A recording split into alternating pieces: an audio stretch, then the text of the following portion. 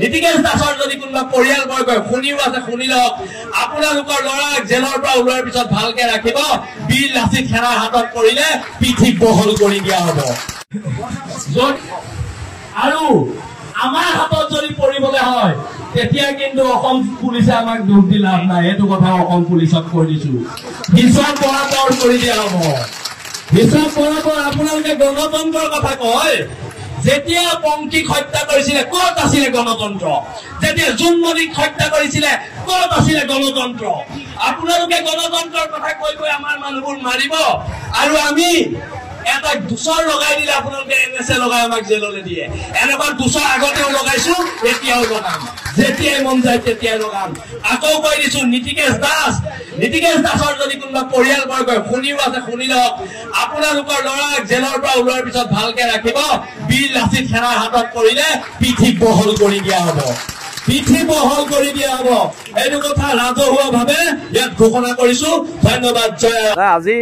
সমগ্ৰ শিৱসাগৰৰ মানুহ একত্ৰিত হৈছে পংখিক হত্যাৰ বিৰুদ্ধে এতিয়া প্ৰশ্নটো হৈছে পংখিক হত্যা কৰাৰ সময়ত গণতান্ত্ৰিক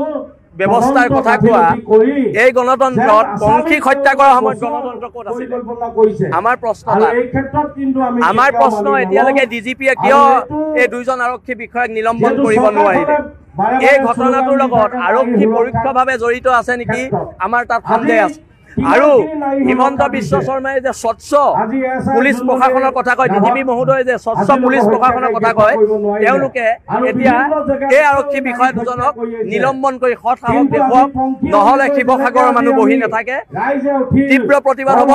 আৰু গণতন্ত্ৰৰ শেষ স্তৰলৈকে প্ৰতিবাদ হ'ব আৰু তাৰ কাৰণে শিৱসাগৰ প্ৰশাসন নামৰূপ প্ৰশাসন অৰ্থাৎ ডিব্ৰুগড় প্ৰশাসন সকলো সাজু থাকক কিন্তু প্ৰতিবাদ হ'ব আৰু হ'ব যেতিয়ালৈকে পংখিয়ে ন্যায় নাপাব তেতিয়ালৈকে হ'ব আৰু এই অভিযুক্তজনক অতি শীঘ্ৰে চাকৰিৰ পৰা নিলম্বন কৰিব লাগিব আৰু যদি চাকৰিৰ পৰা নিলম্বন নকৰে তেতিয়াহ'লে আমি কিন্তু বেলেগ ধৰণে ব্যৱস্থা ল'বলৈ বাধ্য হ'ম যিটো প্ৰতিবেদন আহিছে তাত আমাৰ সন্দেহ হৈছে যে হত্যা কৰা হৈছে বুলি আৰু এই প্ৰতিবেদনটো অতি শীঘ্ৰে প্ৰশাসনে ৰাজহুৱা কৰক প্ৰশাসনে ৰাজহুৱা কৰি ঘটনাটো স্পষ্টকৈ কওক আৰু যদি প্ৰশাসনে ৰাজহুৱা নকৰে আমাৰ চবৰে হাতে হাতে তেখেতৰ সেই কপিটো আছে তেতিয়াহ'লে কিন্তু আমি ৰাজহুৱা কৰিবলৈ বাধ্য হ'ম নীতিকেশ দাসৰ যদি কোনোবা পৰিয়ালবৰ্গই শুনিও আছে শুনি লওক আপোনালোকৰ ল'ৰাক জেলৰ পৰা ওলোৱাৰ পিছত ভালকে ৰাখিব বীৰ লাচিত সেনাৰ হাতত পৰিলে পিঠি বহল কৰি দিয়া হ'ব আৰু আমাৰ হাতত যদি পৰিবলৈ হয় তেতিয়া কিন্তু অসম পুলিচে আমাক দুখ দি লাভ নাই এইটো কথা অসম পুলিচক কৈ দিছো হিচাপ বৰাবৰ কৰি দিয়া হ'ব হিচাপ বৰাবৰ আপোনালোকে গণতন্ত্ৰৰ কথা কয় যেতিয়া পংকিক হত্যা কৰিছিলে ক'ত আছিলে গণতন্ত্ৰ যেতিয়া জুনমণিক হত্যা কৰিছিলে ক'ত আছিলে গণতন্ত্ৰ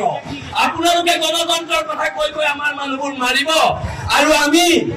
এটা দুচৰ লগাই দিলে আপোনালোকে এনএছএ লগাই আমাক জেললৈ দিয়ে এনেকুৱা দুচৰ আগতেও লগাইছো এতিয়াও লগাম যেতিয়াই মন যায় তেতিয়াই লগাম আকৌ কৈ দিছো নীতিকেশ দাসৰ যদি কোনোবা পৰিয়ালবৰ্গই শুনিও আছে শুনি লওক আপোনালোকৰ ল'ৰাক জেলৰ পৰা ওলোৱাৰ পিছত ভালকে ৰাখিব বীৰ লাচিত সেনাৰ হাতত পৰিলে পিঠি বহল কৰি দিয়া হ'ব পিঠি বহল কৰি দিয়া হ'ব